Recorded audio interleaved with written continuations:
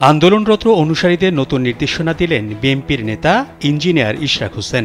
নিজের ফেসবুক আইডিতে এক পোস্টে নির্দেশনা দেন তিনি। ফেসবুকে ইশরাক হোসেন লিখেন, আমি আন্দোলনরত ঢাকা দক্ষিণ সিটির জনগণ ও ভোটারদের বিনীতভাবে অনুরোধ জানাচ্ছি, ফ্যাসিস্ট হাসিনা ও তার দোসরদের বাদে অন্য কোনো রাজনৈতিক দলের নেতার বিরুদ্ধে যত ক্ষোভ থাকুক না কেন, আমরা তাদের অসম্মান হয় এরকম কিছু করা থেকে শতভাগ বিরত থাকব।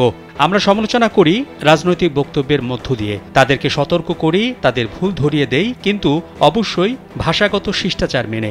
ইশরাক হোসেন আরও লেখেন, অনেক দেখেছি আর পেছনের দিকে দেশটাকে নিতে চাই না। এখন যে কোনো ব্র্যান্ডের পুরাতন এসি বদলে নতুন ওয়ালটন এসিতে উপভোগ করুন 25% ছাড়। অবশ্যই আমরা রাজনৈতিক প্রতিপক্ষকে মোকাবেলা করব, দেশের বিরুদ্ধে সকল ষড়যন্ত্র রুখে দেব, নির্বাচনী স্পষ্ট রোডম্যাপ আদায়ের মাধ্যমে আমাদের ভোটের অধিকার ফিরিয়ে আনার জন্য পদক্ষেপ নেব, এমনকি বর্তমানে বিতর্কিত উপদেষ্টাদের পদত্যাগে কঠোর গণতান্ত্রিক আন্দোলনও করব, কিন্তু ভাষা ও ব্যবহার যাতে শত্রুও সমালোচনা করতে না পারে।